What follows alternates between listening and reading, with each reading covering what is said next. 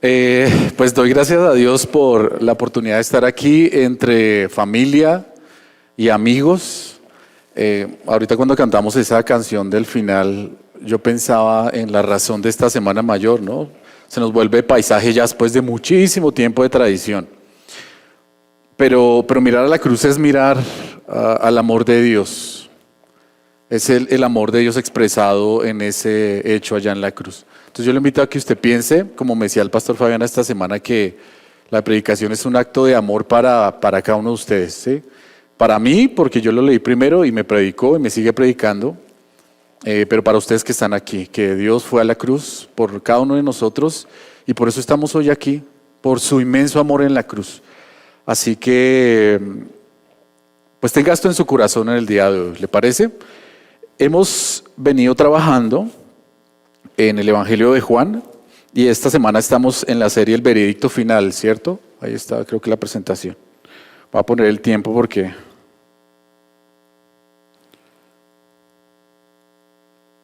¿Cuánto es que es, pastor? ¿Una hora? Entonces estamos en el veredicto final. El domingo pasado, yo no sé, cuando uno pregunta esto para uno como predicador es doloroso, pero ¿se acuerdan lo que predicamos el domingo pasado? Porque el pastor está ahí sentado, vea. Ah, sí. Bien, ese era el título. ¿Y qué predicó el pastor acerca de eso? ¿No se acuerdan? Bueno, yo lo anoté. Mire, son tres cositas rápidas. El domingo pasado vimos cómo Jesús es nuestro mediador, como decía Ana María, y nos introduce en el proceso de santificación. Vimos también cómo somos santificados en su verdad, por medio de la palabra, y cómo somos enviados al mundo para darle la gloria a Dios. ¿Sí se acordaba más o menos? Bueno, entonces seguimos en esta serie. Hoy nos acercamos a la palabra de Dios en el contexto de un juicio, porque para un veredicto necesitamos un juicio, ¿cierto? Y este es el contexto que vamos a estar viendo. Permítame introducir este mensaje de hoy trayendo a la memoria uno de los juicios más injustos de la historia. No sé si usted ha visto esta serie en Netflix, se llama Como así nos ven, en español. Johan, ¿me puedes colocar ahí la foto de los 5? Esto se llama El juicio de los 5 de Central Park. ¿Lo han escuchado? Esto ocurrió en Nueva York en 1989, todavía no tenemos la foto ahí. ¿No está? Era como antes de la primerita. Bueno, 5 jóvenes afroamericanos.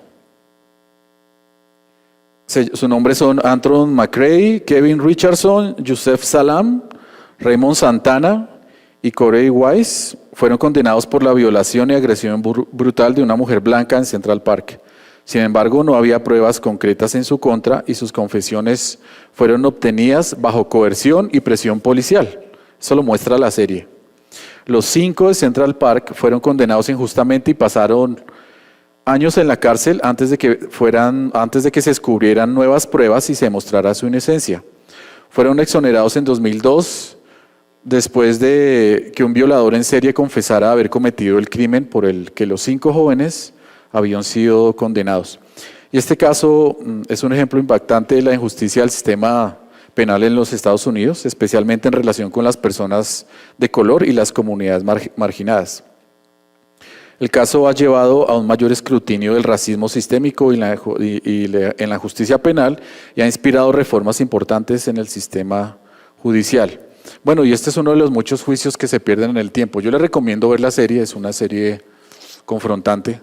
Bueno, yo no me la vi toda, la verdad, a mí el primer capítulo me dio mucha rabia y no la dejé de ver, pero es tremenda, si usted quiere ver. Véala y me cuenta. Bueno, hoy inició este tiempo de estudio bíblico con un juicio injusto y escandaloso en su tiempo, porque a la luz de Juan 18, que es el texto que vamos a ver hoy, ya aparecieron ahí, ven, sí está. Estos son los 5, cuando los acusaron, los golpearon, los maltrataron, y ya estos cuando estaban libres. Entonces este fue injusto, este juicio. Y el contexto de hoy, recuerden que es un juicio.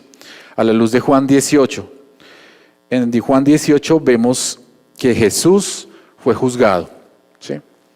Fue juzgado no solo una, sino 2, 3 veces, 4 puedo ver yo ahí, ahorita lo vamos a ver. Y bueno, vamos a leer Juan 18 para que podamos entender el contexto. Vamos a Juan 18. Le pido que se ponga de pie y me acompañe a leerlo, por favor.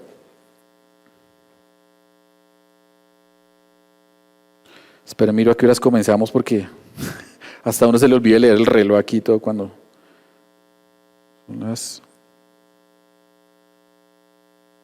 Listo. Bien. Entonces el 18. A la 1, a las 2. ¿Ya lo tienen todos? Listo. 18.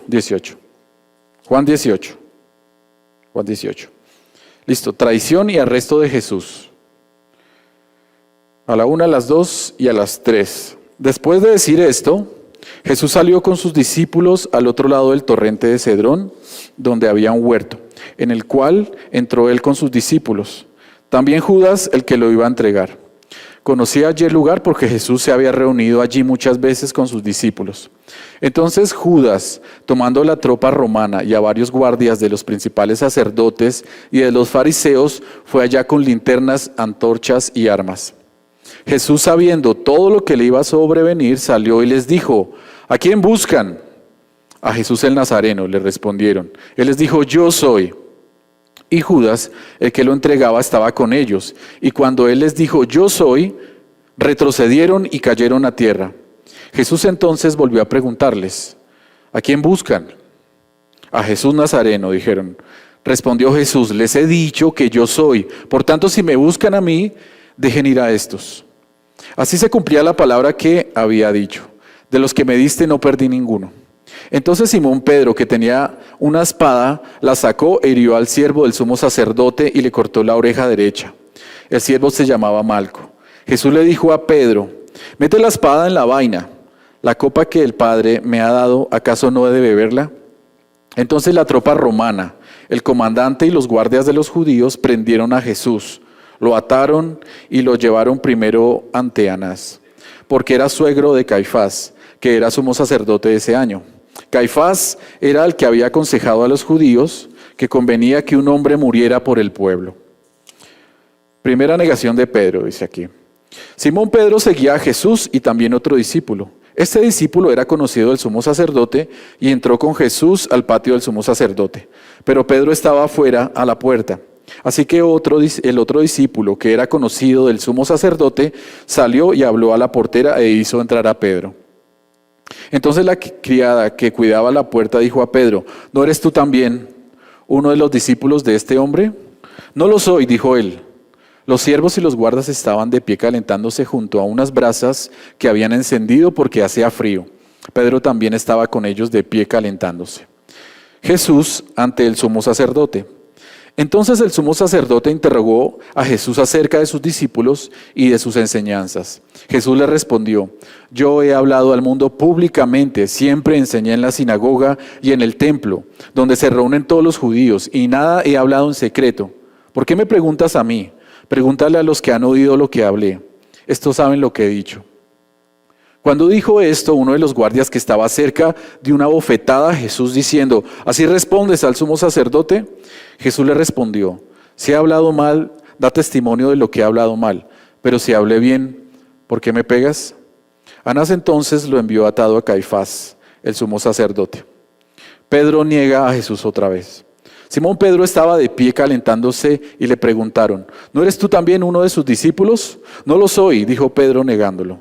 Uno de los siervos del sumo sacerdote, que era pariente de aquel a quien Pedro le había cortado la oreja, dijo: ¿no te vi yo en el huerto con él? Y Pedro lo negó otra vez y al instante cantó un gallo. Jesús ante Pilato. Entonces llevaron a Jesús de la casa de Caifás al pretorio. Era muy de mañana y ellos no entraron al pretorio para no contaminarse y poder comer la Pascua. Pilato pues salió afuera hacia ellos y dijo: ¿qué acusación traen contra este hombre? Ellos le respondieron: si este hombre no fuera malhechor, no se lo hubiéramos entregado. Entonces Pilato les dijo: se lo pueden llevar y juzgar conforme a su ley. A nosotros no nos es permitido dar muerte, le dijeron los judíos. Esto sucedió para que se cumpliera la palabra que Jesús había hablado, dando a entender de qué clase de muerte iba a morir. Diálogo entre Jesús y Pilato. Pilato volvió a entrar al pretorio y llamó a Jesús y le preguntó: ¿eres tú el rey de los judíos? Jesús le respondió: ¿esto lo dices por tu cuenta o porque otros te lo han dicho de mí? Pilato contestó, ¿acaso soy yo judío? Tu nación y los principales sacerdotes te entregaron a mí. ¿Qué has hecho? Jesús le respondió, mi reino no es de este mundo. Si mi reino fuera de este mundo, entonces mis servidores pelearían para que yo no fuera entregado a los judíos. Pero ahora mi reino no es de aquí. Así que tú eres rey, le dijo Pilato. Tú dices que soy rey, respondió Jesús. Para esto yo he nacido y para esto he venido al mundo, para dar testimonio de la verdad. Todo el que es de la verdad, escucha mi voz. Pilato le preguntó, ¿qué es la verdad? Y habiendo dicho esto, salió otra vez a donde estaban los judíos y les dijo, yo no encuentro ningún delito en él, pero es costumbre entre ustedes que le suelte a alguien durante la fiesta de la Pascua. ¿Quieren pues que le suelte al rey de los judíos? Entonces volvieron a gritar diciendo, no a este, sino a Barrabás. Y Barrabás era un ladrón. Oremos juntos por este tiempo, ¿le parece? Señor, gracias por tu palabra, gracias por el amor que tú nos muestras en este relato. Yo te pido que nos hables, Señor. A los que estamos recién caminando, a los que llevamos mucho tiempo en la fe, háblanos, Señor, con tu palabra porque es vigente y es actual para nuestras vidas. Demuéstranos tu amor, confróntanos, ayúdanos a crecer en ti y ayúdanos a parecernos cada vez más a ti, Señor. En el nombre de Jesús, amén. Bueno, le invito a que se siente ahora sí. Entonces, como anteriormente le dije, en el texto vemos varios juicios. ¿Ustedes cuántos juicios pueden ver ahí por encimita que ocurrieron ahí en el texto? ¿Se dieron cuenta por ahí? Léalo ahí rápido en su Biblia. ¿Se dieron cuenta cuántos juicios tienen? 3, 4. Está bien. Bueno, para hablar de un juicio, antes de eso yo quiero definir qué es un juicio. Un juicio es un proceso legal en que un juez o un jurado escucha las pruebas presentadas por ambas partes en un caso y toma una decisión sobre la culpabilidad o inocencia de un acusado. En un juicio se presentan argumentos y evidencias por parte del fiscal, en un caso penal, o del demandante en un caso civil, que buscan demostrar que el acusado es culpable o responsable de lo que se le acusa. El acusado, a su vez, tiene la oportunidad de presentar su propia evidencia y argumentos en su defensa. Al final del juicio, el juez o el jurado emiten un veredicto basado en las pruebas presentadas en el juicio. Lo leo porque yo no soy abogado. Entonces de pronto me equivoco. ¿Hay aquí abogados? ¿Sí, sí? Ah, bueno. No me mire más si digo algo mal, hermana, ¿verdad? ¿Listo?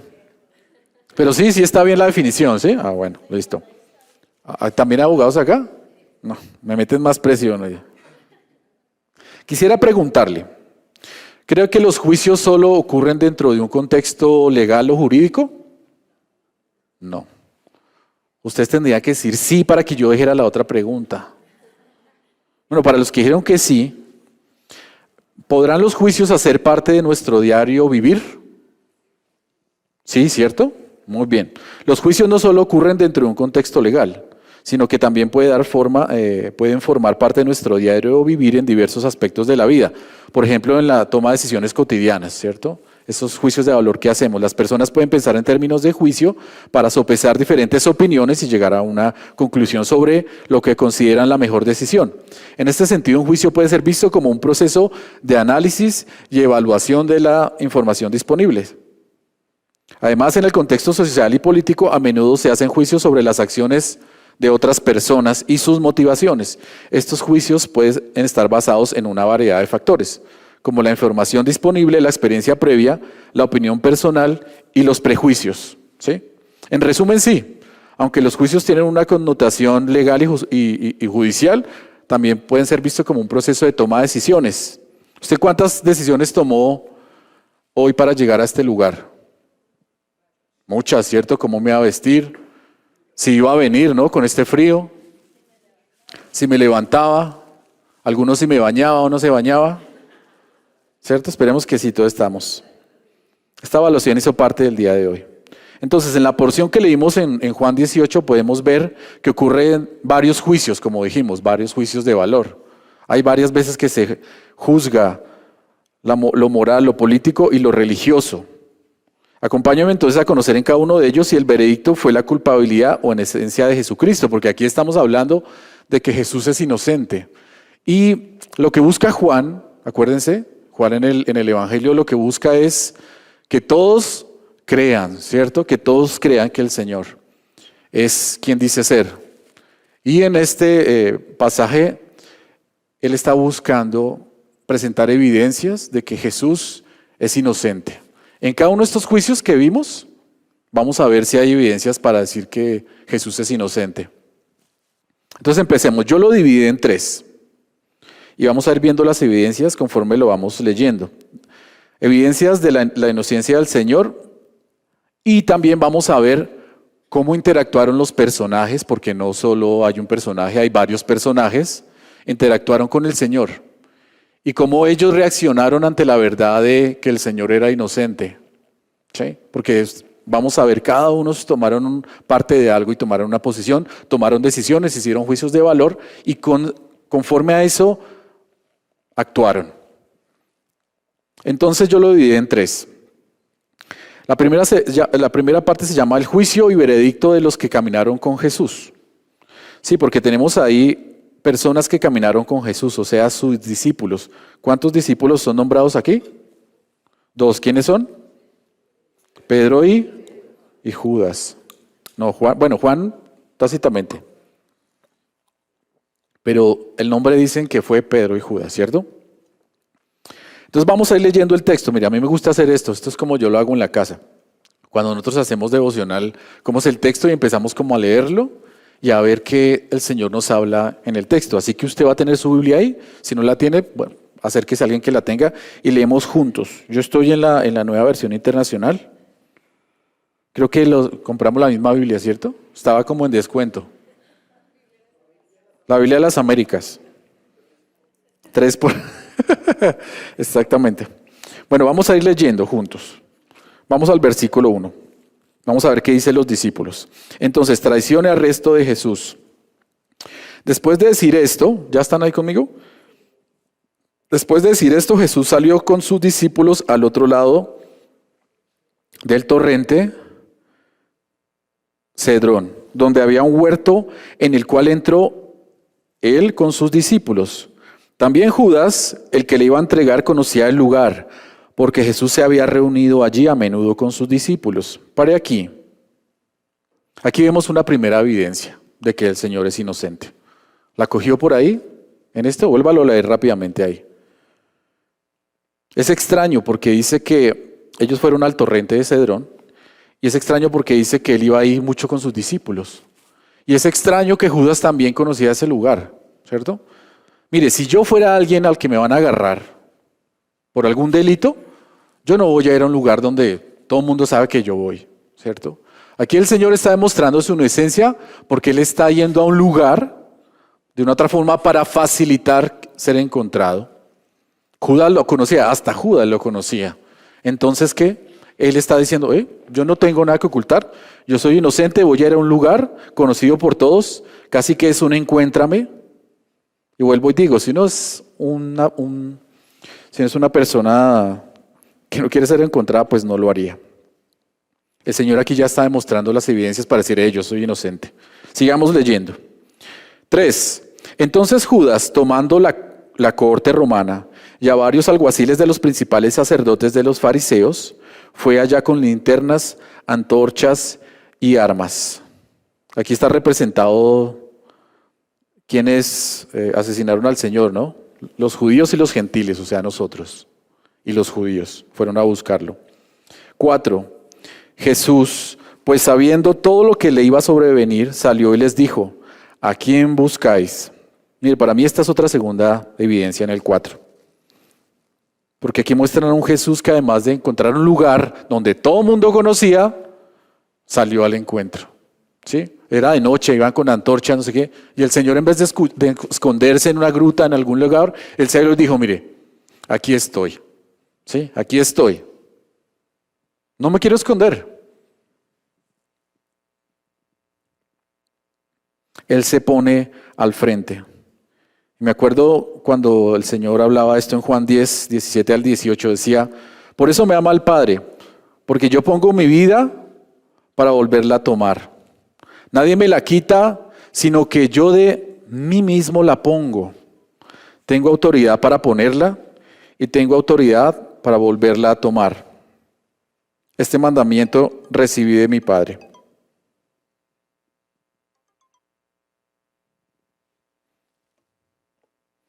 El Señor pone su vida. ¿Por qué cree usted que Él pone su vida? ¿Por qué la puso ahí? Sí, yo no entiendo ese amor del Señor. Y le digo es porque el versículo que sigue, en el que pongo los ojos en este texto, es que el Señor antes de salir dijo, y preguntar a quién buscáis, dijo, Él sabía todo lo que le iba a sobrevenir. ¿Sí? ¿Está ahí? Y sí, como dice aquí la presentación, el Señor ya está mostrando su inocencia en su comportamiento. Ante su arresto no se resiste, ahorita lo vemos más adelante. Pero mire, el Señor sabía todo lo que le iba a sobrevenir. Y si usted lee Juan anteriormente, el Señor sabía quién creía y quién no creía. Y si usted lee otros versículos, decía, el Señor sabía quién le iba a entregar. Y yo le puedo decir que aquí en este versículo el Señor también sabía que usted y yo lo íbamos a entregar y a vender.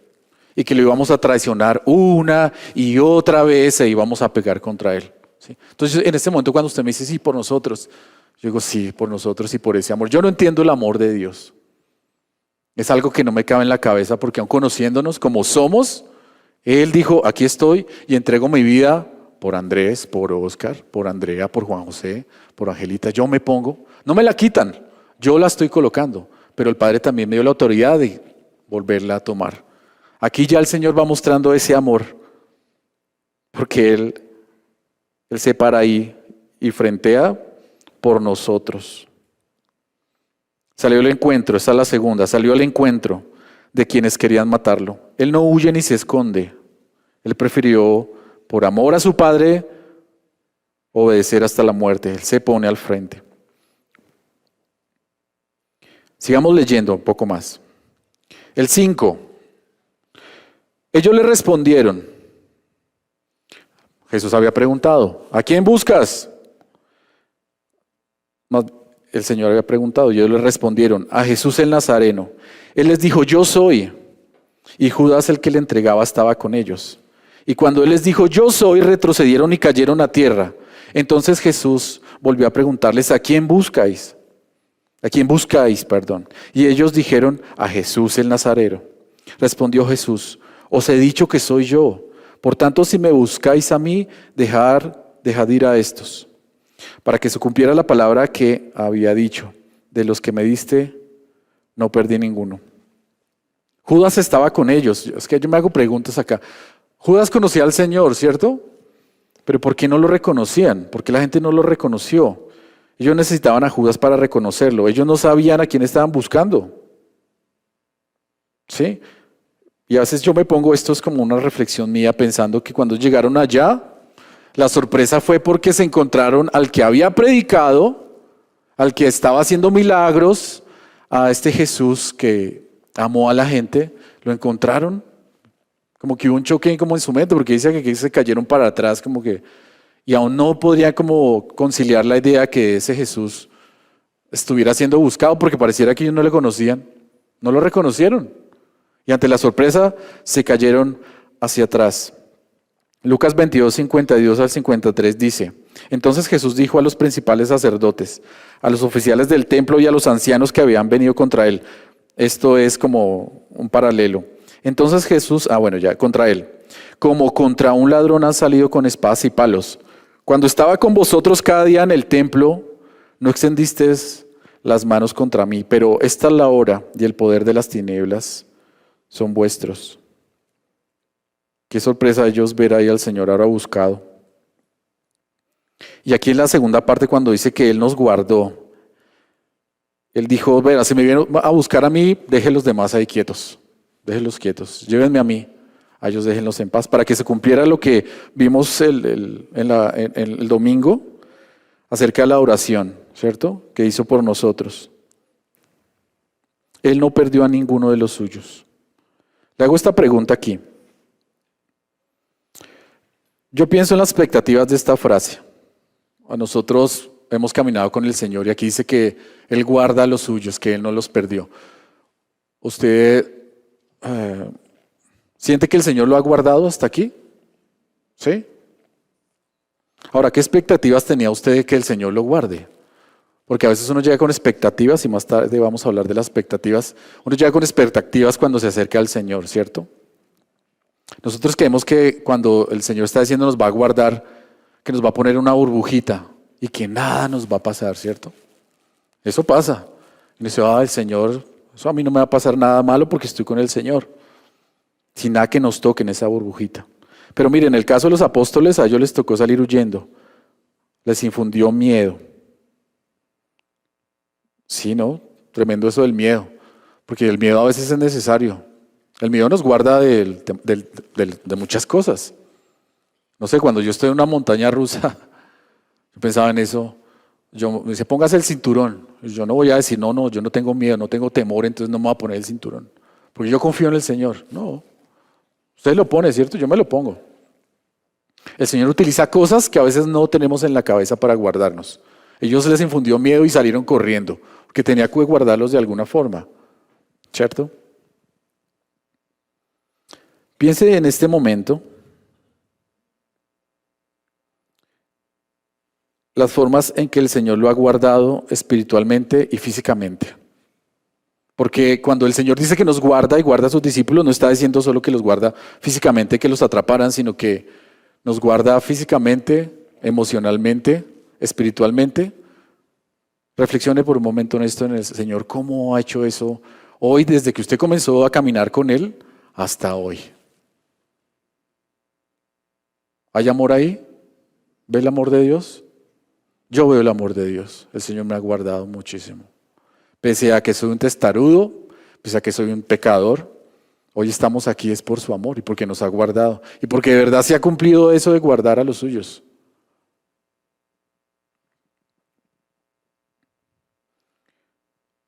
Pues pensemos por un momento ahora en los personajes.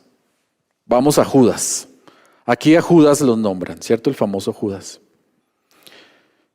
El infame Judas. ¿Alguien le puso Judas aquí a su hijo? Nadie, ¿no? Es complicado esto de Judas. Yo quiero hacerle una pregunta. En Juan 18, el 3, vamos ahí que ahí aparece por primera vez.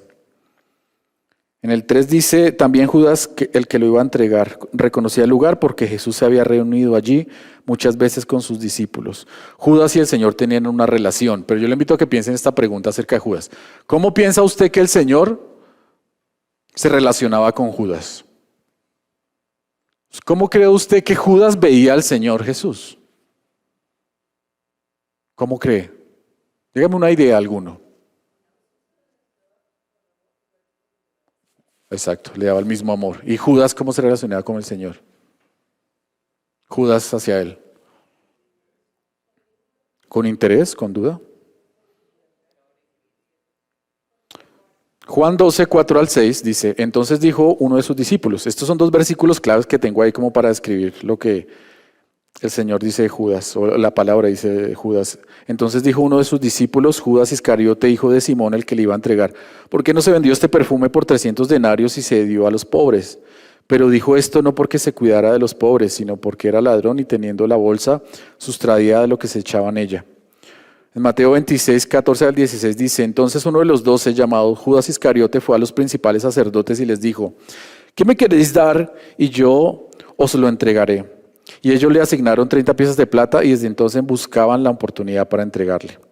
Ahora, la Biblia no ofrece una descripción ya precisa y objetiva de cómo Judas veía al Señor, pero por estos dos versículos vemos que Judas siempre estaba rodeado de ese tema del dinero y de la avaricia, como lo vemos acá. Ahora, ¿cómo veía al Señor? Yo creo, según esto, podemos inherir que que Judas veía al Señor, como una oportunidad de enriquecimiento, como un ministerio prolífico. Y yo puedo estar ahí y yo puedo ganarme algo, ¿sí? Por estar sirviendo al lado de Él, yo puedo tener fama, me puede llegar buenos negocios, yo administro esto, nadie se da cuenta, yo meto la mano en la bolsa y todos vamos bien, ¿sí? Él lo veía como esa oportunidad. Vemos también que al final lo entregó por 30 monedas de plata. Yo veo aquí a Judas desesperado, porque yo les decía que íbamos a hablar de las expectativas, pero las expectativas de Judas no se cumplieron. Porque acuérdense que él dijo, no, este señor yo lo voy a seguir, este me va a dar réditos, yo voy a estar, platica. Pero cuando vi que lo estaban persiguiendo para matarlo, que no era lo que él esperaba, ese líder político, ese líder carismático, entonces en un acto desesperado dijo, no, yo le tengo que ganar a esto algo. Antes de que a otro le entregue, antes de que pase algo, le voy a sacar plata. Le voy a sacar a esto 30 monedas. Y fue, y es cuando vendió al Señor por 30 monedas de plata. Ahora, piense por un momento en ese contexto del juicio. ¿Usted cree que Judas creía que el Señor era Jesús el inocente? ¿Cree que Judas dijo, el Señor es inocente? ¿Sí?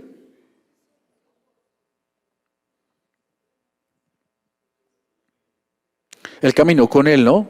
3 años, igual que los demás. Pero Judas no veía al Señor como Dios, como el Señor se estaba dando, él lo veía como esa oportunidad.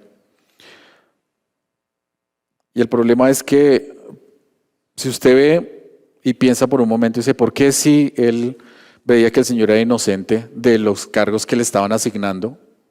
¿Por qué lo entregó? ¿Puede alguien pensando que alguien era inocente de entregar al otro?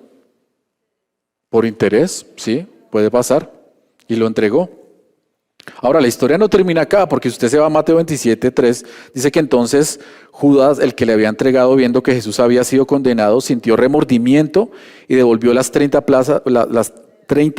piezas de plata a los principales sacerdotes y a los ancianos, diciendo, he pecado entregando sangre inocente, dice acá. Pero ellos dijeron, a nosotros qué, allá tú. Y él, arrojando las piezas de plata en el santuario, se marchó y fue y se ahorcó. No sé, el caso es que al final yo creo que él se dijo, la embarré. ¿Sí? Entregué a alguien que era inocente, lo vendí por 30 monedas de plata y me arrepiento de esto. Pero pues debido a su relación con el Señor, a diferencia de Pedro, él se suicidó.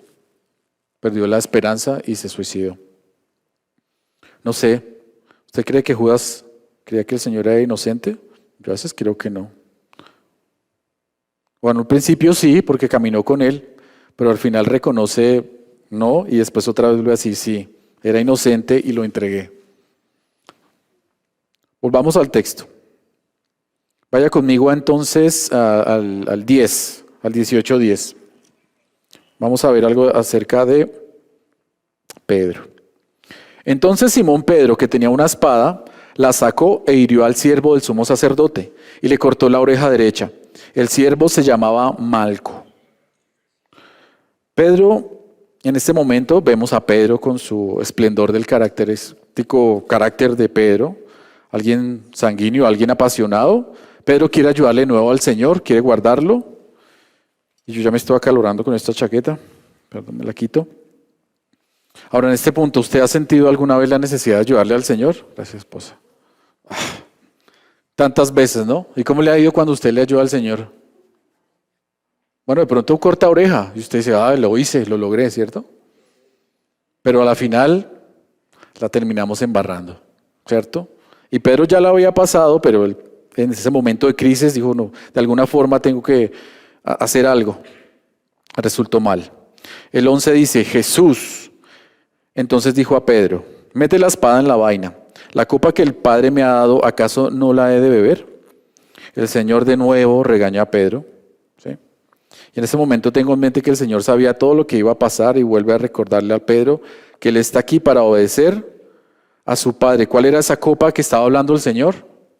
La muerte. Me acuerdo que antes él le había dicho, Señor, queremos beber de tu copa. ¿Sí? Y el Señor dijo, bueno, sí, se la van a beber. Esa copa de dolor que fue por Pedro, que fue por usted, que fue por mí en la cruz. Él dijo, no me ayude, esta copa que el Señor me dio es para mí y yo voy a beberla en amor y en obediencia hacia Él. El Señor sabía todo esto, yo vuelvo y pienso, ¿usted le gustaría saber todo acerca de su vida? ¿Usted le gustaría saber, por ejemplo, cómo va a morir?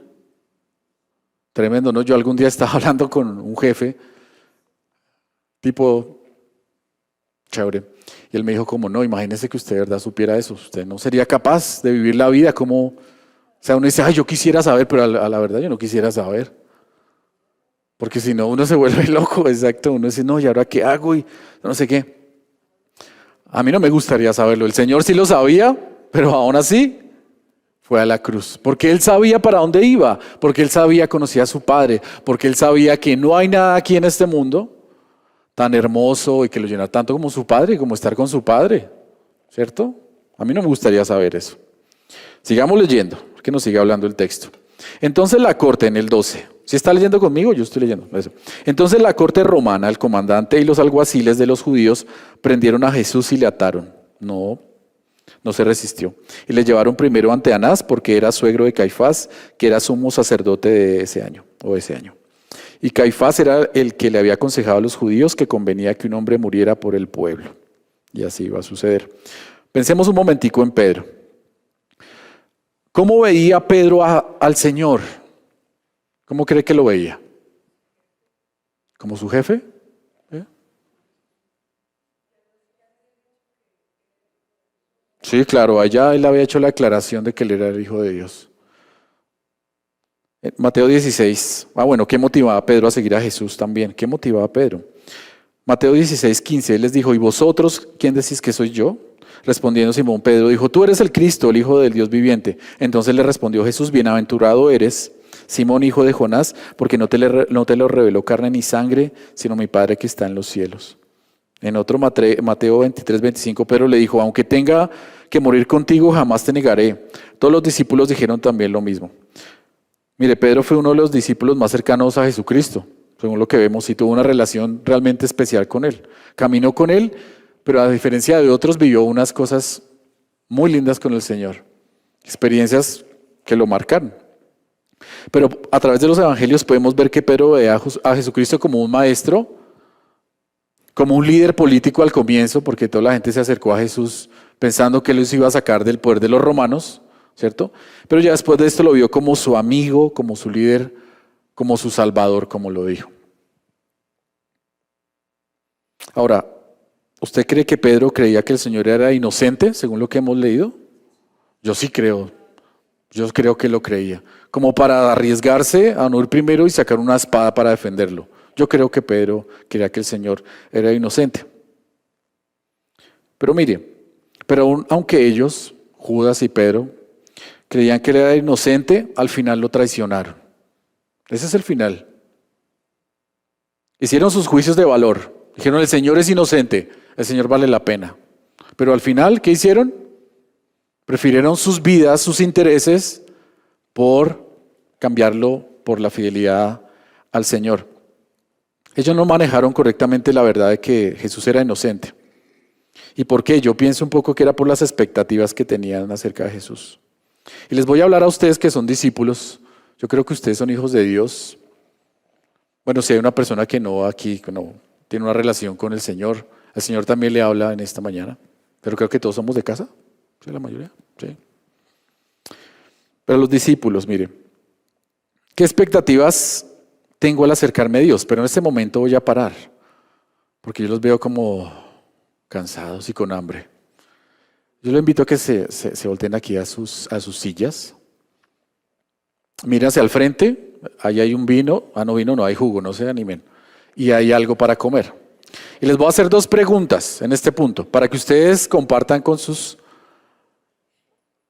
familiares, amigos que están ahí. ¿Sí ven? Volteen las sillas hacia allá. Les voy a hacer dos preguntas, pensando en esto como discípulos.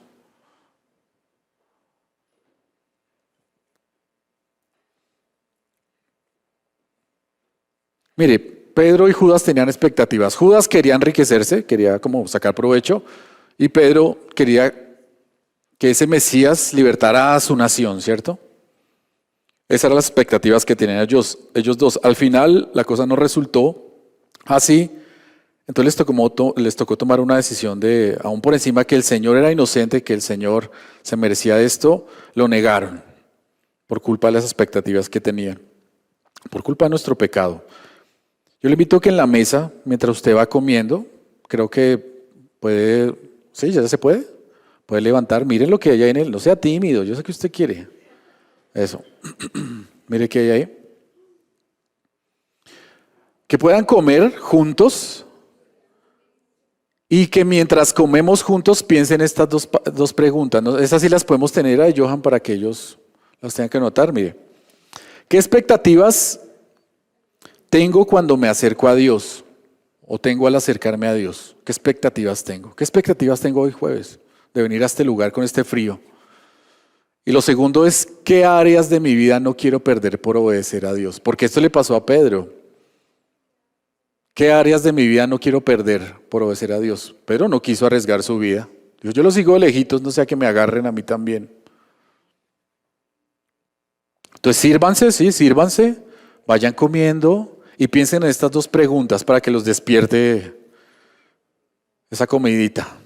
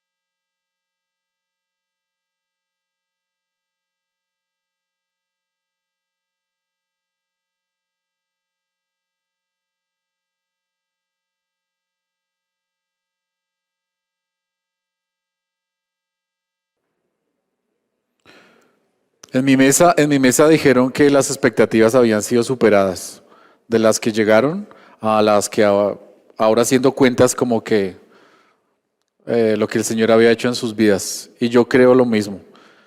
Yo tenía unas expectativas, no sé, de amor y perdón, cuando yo llegué al Señor, de un padre.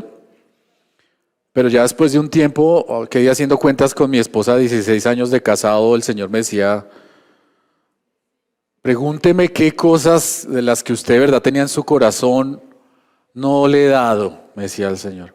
Claro, porque uno dice, no, en estos 16 años han pasado cosas de salud, han pasado cosas en la economía, y uno dice, pero ¿por qué? Yo no quería sufrir. Mi expectativa no era sufrir. Yo quería llegar al Señor y que todo saliera bien, caminar con Él. Sí, como me lo vendieron, porque a mí me lo vendieron así, como el evangelio que usted llegaba y el pare de sufrir, sí, me lo vendieron. Me vendieron el que yo iba a ser bendecido en todas las áreas, mis negocios iban a prosperar y entonces la plaga no iba a tocar mi casa, la enfermedad, nada, nada. Y de una otra forma yo caminé con el Señor frustrado mucho tiempo porque yo decía, pero ¿por qué si a mí me dijeron esto? Y no, o sea, el evangelio que el Señor nos muestra es un evangelio que veíamos en una predicación que invita a sufrir, ¿no? Y eso es algo que uno no le gusta abrazar. Yo no quería abrazar eso. Y entonces me amargaba y decía, pero ¿por qué si mi expectativa no era esa? ¿Por qué tuve que hacerlo? Y el Señor me decía, espérese, después de todo eso, dígame qué de lo que yo le prometí no le cumplí. ¿Sí? ¿Qué no le he dado? Yo quería una familia, yo quería ser papá. Y hay gente que no puede ser papá y puede tener una familia, pero en su misericordia y gracia Él me lo dio. No sé si a usted le ha pasado, pero en mi casa, por ejemplo, nuestra familia era la familia que no tenía. Todos tenían carro de mis tíos. Y uno siempre gorreaba carro y finca. Sí, no sé si le ha pasado, se identifica conmigo. Eso era la vida. Entonces yo siempre decía, ¿será que sí? Y Dios me decía eso, mire, usted no tuvo muchas cosas, yo creo que muchos se identifican acá, pero yo le he dado todo lo que tiene. Tengo cosas que el Señor me ha dado y que yo digo, Señor, gracias, porque yo nunca imaginé. Uno era siempre que de verdad uno gorreaba y uno lo llevaban, lo traían, pero el Señor me decía, todo yo te lo da porque soy tu Padre. Entonces yo digo, superó mis expectativas. Pero ahora me pregunto, ¿por qué yo sigo negando al Señor? ¿Por qué usted y yo seguimos negando al Señor? ¿Por qué? Somos pecadores. Y la otra pregunta es, ¿por qué Dios nos sigue amando? No, yo no lo entiendo todavía. Porque usted puede llevar 5 años o 30 años y el Señor lo sigue amando y lo sigue perdonando. Y sigue recordándolo en esa cruz que Él fue.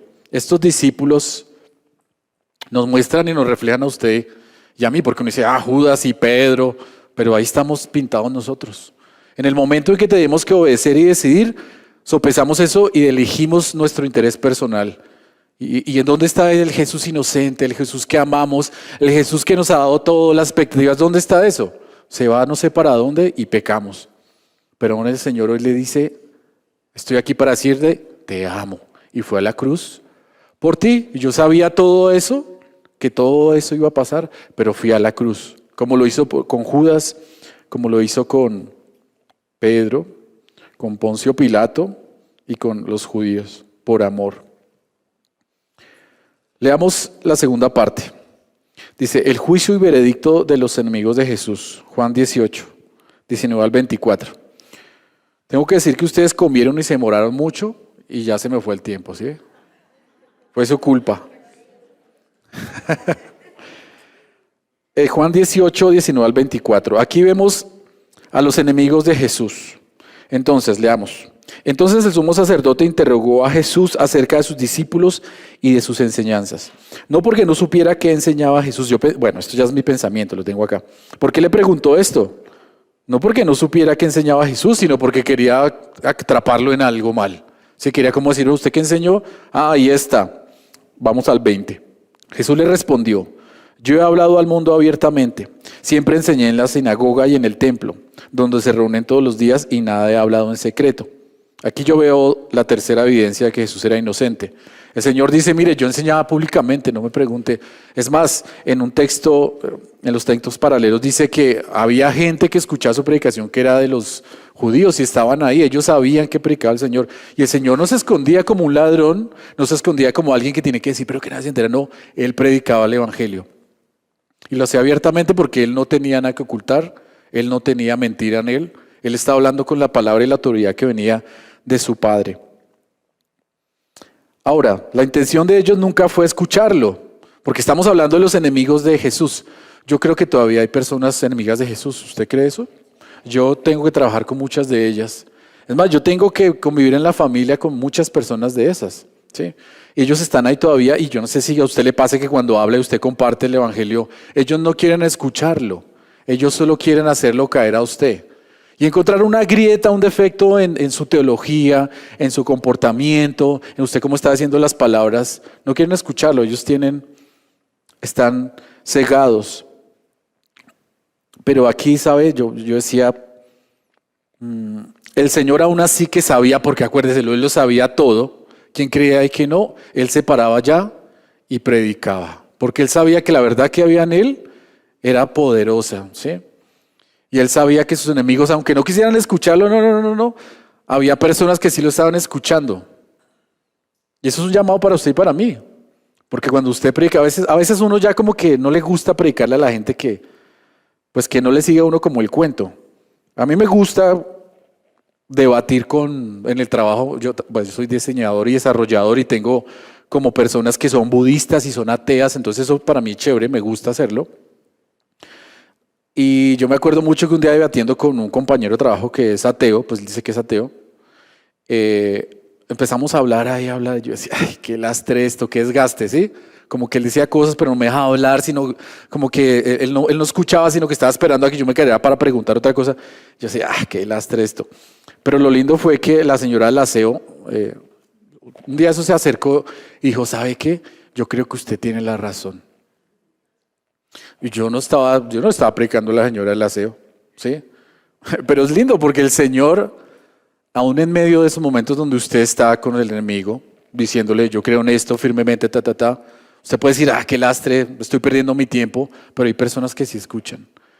Y es lindo porque siempre me acuerdo cuando el Señor dice, mire, yo soy el pastor y mis ovejas escuchan mi voz y me siguen.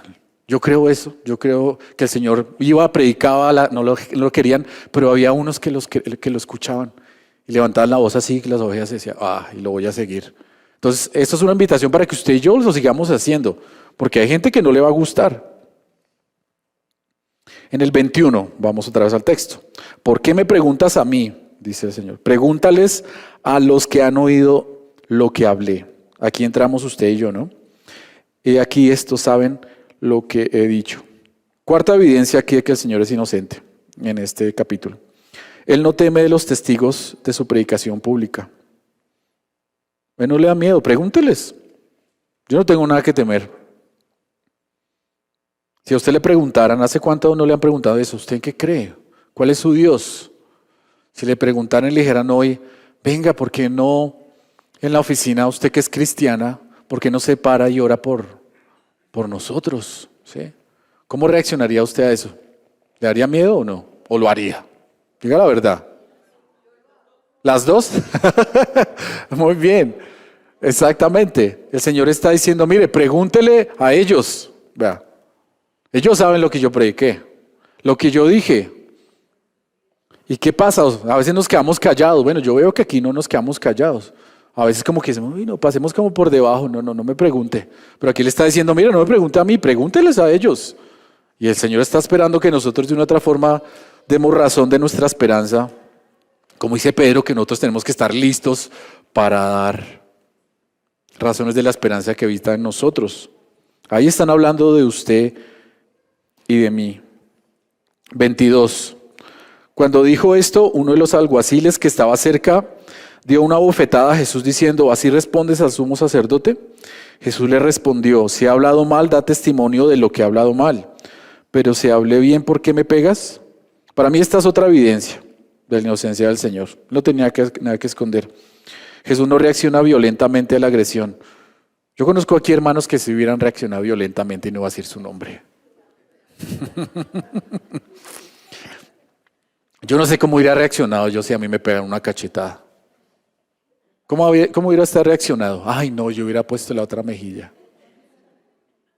Es difícil, ¿no? Pero el Señor aquí dice, no va a reaccionar así.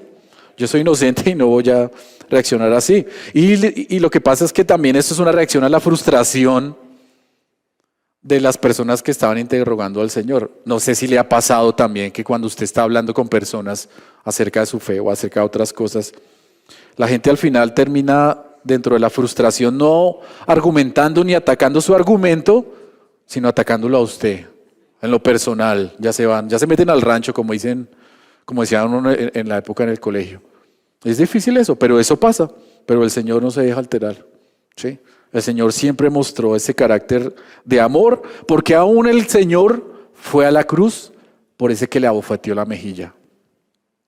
Y sabe usted y yo también abofeteamos la mejilla al Señor muchas veces. Vuelvo y digo, uno juzga, es que es ese que le abofeteó la mejilla. Pero ¿y nosotros qué? Nosotros también lo hacemos todos los días. Y no reaccionamos como el Señor. Además, me acuerdo de Pablo. ¿Se acuerda que hay un pasaje paralelo de Pablo, donde Pablo también va, que lo llevan a donde los sacerdotes, y a le pegan también? ¿Y Pablo cómo reaccionó? ¿Se acuerdan? Él le dice, él no reaccionó bien, no me acuerdo exactamente de esto. Y Pablo después, si usted lee eso, que no lo tengo acá. Exactamente. ¿Cómo es, pastor? Exacto, Pablo no reaccionó, él reaccionó. Y después de eso Pablo estuvo triste. Y es más, dice después que el Señor tuvo que venir a darle ánimo a Pablo, porque yo creo que en ese momento él dijo, el Señor cómo reaccionó y Pablo cómo yo reaccioné. Yo allá sí dije, el Señor no reaccionó así. Yo creo que Pablo nos representó a nosotros allá. A mí me pegan y uno dice, complicado, ayúdanos Dios.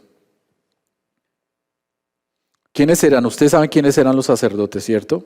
Los que sabían la palabra, estos eran los enemigos, los que la transcribían, los que la enseñaban, los que oficiaban la liturgia como tal en el templo. Estos eran los enemigos del Señor. ¿Cómo veían sus enemigos a Jesucristo?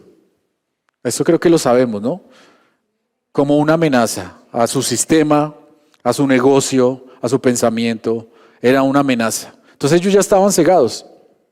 ¿Y qué los motivaba a seguir a Jesús? Pues lo seguían para matarlo, querían matarlo. Eso era lo que los motivaba. No querían escucharlo, no querían razones. Ya, él está juzgado en el corazón. Ahora la pregunta es, ¿ustedes creen que ellos creían que el Señor era inocente? No. ¿Sí? ¿Ustedes creen que él era inocente? No, querían matarlo. Ellos ya habían juzgado al Señor, lo habían declarado culpable y lo habían sentenciado a muerte en sus corazones. Ellos ya no querían escuchar razones, solo lo querían quitar de su camino. Pero ¿sabe? Leyendo los evangelios sinópticos y los paralelos ahí, era que el Señor en ese juicio les dio razones. Bueno, le preguntaron, digamos que para condenarlo de una vez a muerte, le preguntaron que si él era el Hijo de Dios. Díganos de una vez. Y el Señor dijo, tú lo has dicho. Y en ese momento tú vas a ver al Hijo del Hombre. ¿Se acuerdan? Eso está creo que en Mateo. Y en ese momento dijo, no necesito escuchar más. Vamos a llevarlo a que lo crucifiquen.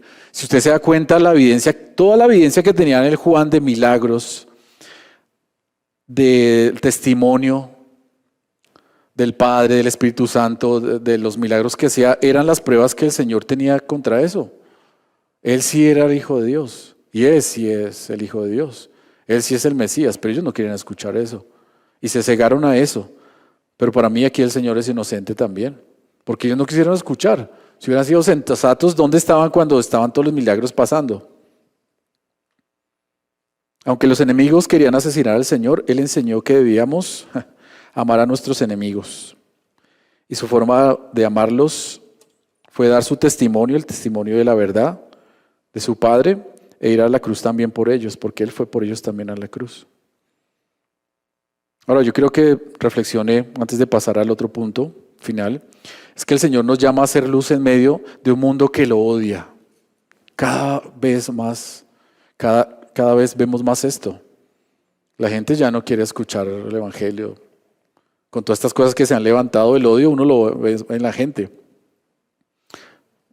Lo que decía que día el pastor de esta muchacha, que era una mujer transgénero que entró y mató a los que le habían enseñado, pues de una otra forma, los principios del Señor.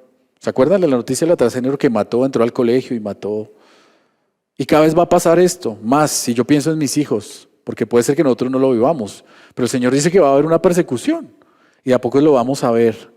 Y hay que orar. Yo oro por mis hijos, espero que usted ore por sus hijos, porque ellos de pronto lo van a tener que enfrentar más de frente. Pero aún así el llamado para ellos va a ser sean luz y prediquen y levanten su voz, aún sus vidas corran peligro. Y también nosotros tenemos que hacerlo. El Señor nos llama a eso, a que así usted piense que voy a perder esto, voy a quedar mal, o no voy a hablar porque van a decir que ahora soy un, no sé, religioso o un santurrón, ¿sí? El Señor nos llama a que seamos valientes y nos levantemos y prediquemos la palabra para que pronto otros que están por ahí escuchando digan, ay, yo quiero seguirlo, ¿sí? Este es un llamado que el Señor hace a usted y a mí ante sus enemigos. Entonces ya vimos 1, sus discípulos cómo reaccionaron ante esta verdad. 2, cómo reaccionaron sus enemigos, cuál fue el veredicto y cómo lo juzgaron en su corazón. Y ahora veamos, por último, el juicio y el veredicto de los indiferentes. Pilato. ¿Quién era Poncio Pilato? Fue un gobernador romano de la provincia de Judea en el siglo I después de Cristo. Él fue el 5º gobernador romano de Judea, sirviendo desde el año 26 después de Cristo hasta el año 36 DC. Su papel más conocido en la historia es su participación en el juicio y crucifixión de Jesús, aunque se sabe muy poco de él. Veamos qué nos dice el texto de Pilato. Juan 18:29. ¿Están ahí conmigo? Bueno, entonces léanlo ustedes, lean el 29.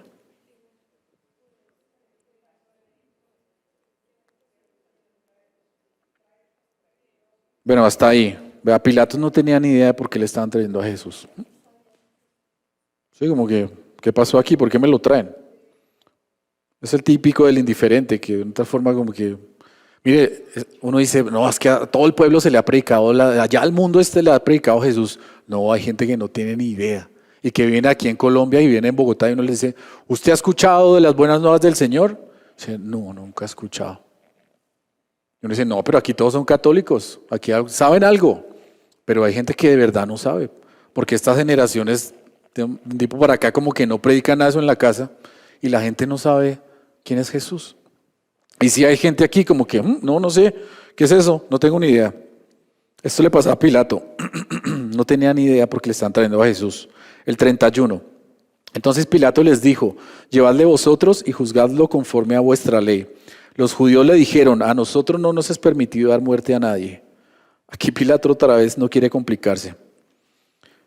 Y les devolvió la responsabilidad de juzgarlo. Él no quiere meterse en eso porque eso es un cuento de religión. Sí, eso no tiene nada que ver conmigo. Sí, júzguenlo ustedes por su ley.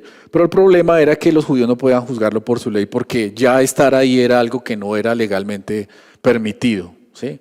De la forma del juicio que hicieron y cómo lo condenaron a muerte, sin testigos, sin permitir que hubiera una evidencia, una defensa, ¿sí? Que no estuviera todo el Sanedrín, porque tenían que estar todos, sino que llamó a unos poquitos en la noche. O sea, no había viabilidad de ese juicio. Pero dijeron, vaya, júzguenlo. Y ellos les dijeron, no, pero es que a nosotros no podemos dar muerte a nadie aquí. Aquí los judíos muestran que ya le habían juzgado y le habían condenado. Entonces en el 33, volvamos al texto. Pilato volvió a entrar al pretorio y llamó a Jesús y le dijo, ¿eres tú rey de los judíos? Aquí ya como que se interesó un poco, porque leyendo en Lucas 23:2, dice, y comenzaron a acusarle los que lo llevaron, diciendo, hemos hallado que éste pervierte a nuestra nación, prohibiendo pagar el impuesto al César, y diciendo que él mismo es Cristo, un rey. Aquí ya como que se metió en lo político, entonces ya no es solo religioso, y se interesó Pilatos por el asunto. Jesús respondió en el 34, ¿esto es lo que dices por tu cuenta o porque otros te lo han dicho de mí? Cuando nosotros compartimos la fe, las personas tienen preconceptos acerca de Jesús. Y uno les hace esa pregunta acerca de dónde sacaron sus ideas y la mayoría solo las escucharon de otras personas. Hay gente que no se compromete. O sea, cuando yo hablo con una persona y le comparto el evangelio, yo le digo, o sea, si usted va a hablar de un tema, de una otra forma usted tiene que comprometerse a haber estudiado esto. A saber, porque hay gente que dice, no, pero es que Jesús se casó con María Magdalena. Yo lo vi en el, ¿cómo es que dice? En el History Channel, y me dice, no, espere, ¿cómo así? ¿Cómo así eso? Entonces, no, yo lo vi, yo lo escuché, es que un primo me dijo que... Entonces, sí, la gente viene con preconceptos, y sí pasa, la gente viene así todavía, pero nuestro papel, digo, es ir allá y predicarle, como lo hizo el Señor, estuvo ahí y le predicó a esas personas que ni idea, que tenían preconceptos. Le dijo, ¿tú lo sabes o te lo han dicho de mí? 35, Pilato respondió, ¿acaso yo soy judío? Tu nación y los principales sacerdotes te entregaron a mí, ¿qué has hecho? Cuénteme porque yo no tengo ni idea. Si yo no soy judío, yo no soy religioso, no tengo ni idea. No soy una persona de fe, no soy un fanático, como para saber esas cosas de la fe y de Cristo, ¿sí? Él no tenía nada que ver con Jesús. Esto era cosa de religiosos. 36, Jesús respondió, mi reino no es de este mundo. Si mi reino fuera de este mundo, entonces mis servidores pelearían para que yo no fuera entregado a los judíos. Mas ahora mi reino no es de aquí. Aquí hay una sexta evidencia para mí. ¿Jesús representaba un riesgo político? Jesús no representaba un riesgo político. Le dijo, no, mire, mi reino no es de aquí. Tranquilo, yo no soy riesgo para nadie. Esto que hay aquí no me interesa. ¿Sí? Cristo habla mucho más allá de lo que Pilatos puede entender, ¿sí? Como que explota un poquito la cabeza y le habla acerca del mundo.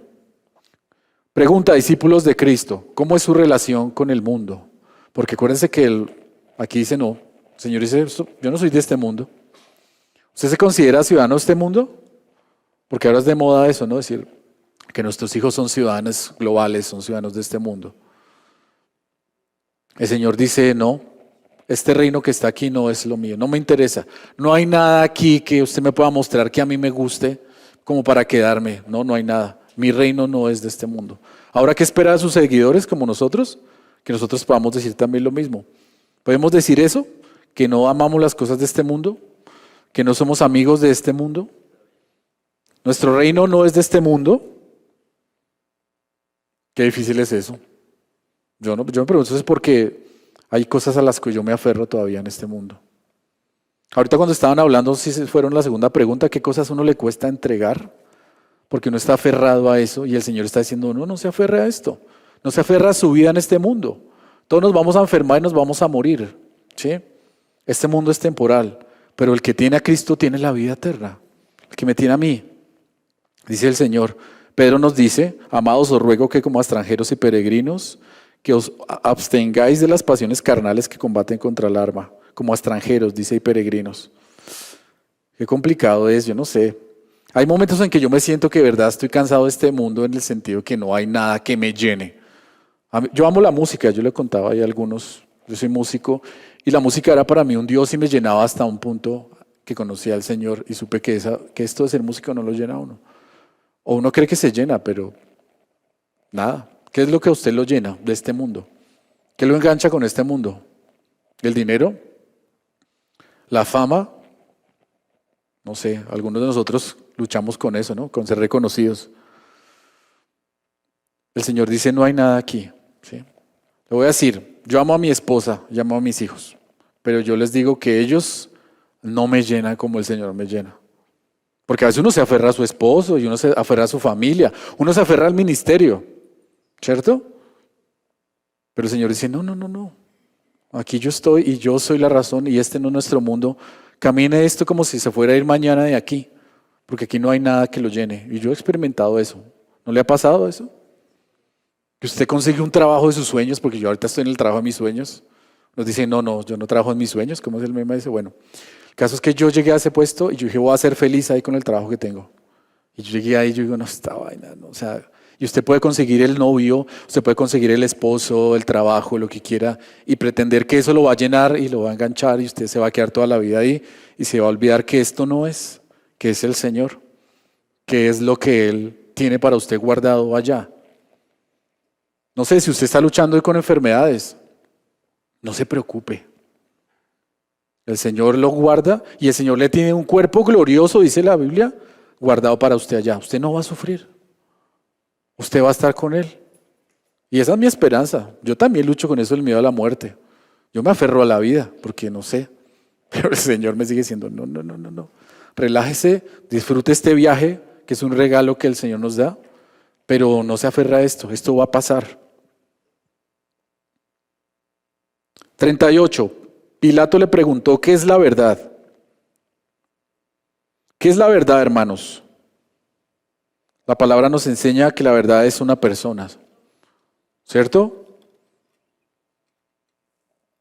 Esto cuando usted habla con personas que tienen otras ideologías, dicen que relativizan la verdad, pero la verdad es una. Si hubiera muchas verdades, pues no hay verdad.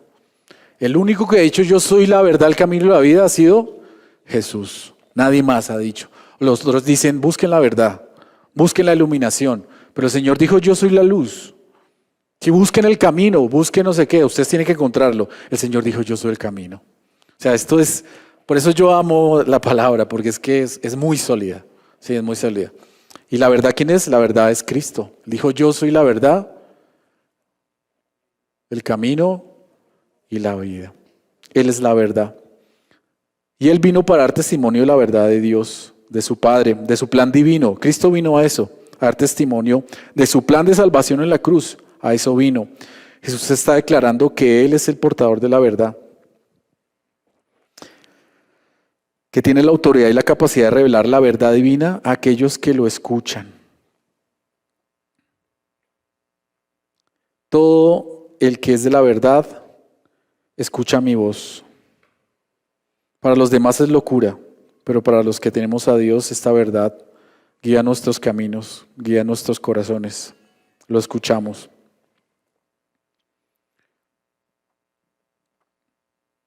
Y habiendo dicho esto, salió otra vez a donde estaban los judíos y les dijo, ¿cuál es el veredicto de Pilato? Yo no encuentro delito en él. Jesús es inocente. Eso fue el veredicto de Pilato. Ahora pregunta, ¿bastó con declarar a Jesús inocente? No. Pilato se dejó presionar por la gente porque se le están alborotando. Y dijo, no, ¿sabe qué? Entonces condenemos a Jesús. Yo le suelto a Barrabás y ya dejamos esto aquí. No bastó para el indiferente. Y qué triste es ver eso, ¿no? Hay gente que está a punto de acercarse al Señor, pero escucha a la familia, escucha a la novia, escucha muchas cosas y se echan para atrás. ¿Sí? Han dicho, esto vale la pena, Jesús es inocente, pero llegan los problemas, pero llegan cosas y eso los hace irnos atrás. ¿Usted cómo reacciona ante la presión de los demás? Usted está en un contexto, ¿cierto? En su trabajo, en su universidad. Cuando las personas lo presionan, cuando usted tiene que tomar una decisión como que va en contra de los demás, ¿le cuesta? A mí me cuesta. Sí, uno se siente presionado. Pero el Señor, vuelvo y digo, nos llama a eso, a que estemos ahí en medio y no nos quedemos callados, y no nos dejemos apagar, sino que esta luz que el Señor nos dio, este amor que Él nos expresó en la cruz, la compartamos con otras personas, en su trabajo, en su casa, en su familia, con sus hijos. Vimos tres, los discípulos, los enemigos y vimos también los que son indiferentes. Cómo cada uno juzgó al Señor si era inocente o no y cómo cada uno tomó decisiones basados en lo que creían y lo que veían en Jesús. Si ese Jesús era inocente. Pero al final todos, aun viendo que Jesús era inocente, lo traicionaron. Nosotros estamos reflejados ahí. Pero yo quiero que veamos a Cristo para terminar. Aunque vemos que el Señor era inocente, vemos tristemente que al final a nadie le importó. Y eso pasa cuando nosotros pecamos. Estamos diciendo, no me importa. Prefiero colocar mi vida, mis intereses por encima de esto. Y el Señor aún así nos ama. Sin importar el veredicto, todos fallaron al final y sus motivaciones y su fe fueron probadas en el tiempo de crisis. Y cada uno optó por lo que le convenía. Pero saben, el Señor no falló. Y por eso Él fue a la cruz. Nosotros necesitamos a alguien que fuera a la cruz que no fallaba. Ese era el requisito del Señor. Alguien que fuera inocente y alguien que fuera sin culpa y sin pecado. El Señor, aunque sabía todo lo que iba a sobrevenir, la muerte de cruz, con dolor, no dio un paso atrás. El Señor sabía que ante el juicio de Dios se necesitaba un cordero inocente, sin mancha, que pagara por nuestros pecados. El Señor sabía que los judíos iban a sacrificar en Él al cordero de la Pascua y que los gentiles iban a tener después de su sacrificio, acceso al Padre. El Señor sabía quién creía y quién no, y aún así fue a la cruz, porque valoró más el amor de su Padre que todas las cosas. El Señor fue a la cruz por Pedro, por Judas, por Pilatos, por Óscar, por Andrea, por Juan José, por Fabián, conociendo que lo íbamos a negar muchas veces, que lo íbamos a juzgar y determinar que Él no era suficiente para nosotros y que lo íbamos a abandonar muchas veces. Pero aún así, Él fue a la cruz, se expuso al juicio, se expuso al maltrato y fue a la cruz por amor. Yo no entiendo todavía eso. Pero ese es el amor del Señor. ¿Cómo usted, cierra sus ojos ahí y oramos? ¿Cómo usted está lidiando con la verdad de que Cristo es inocente? O sea, ¿es esto realmente suficiente para usted? Tal vez muchos de nosotros hoy tenemos que pedirle perdón al Señor, porque aún sabiendo que el Señor es inocente y que Él fue a la cruz, nosotros seguimos viviendo nuestras vidas como si eso no importara nada, como si no fuera con nosotros, aún conociéndole, como pasó con Pedro.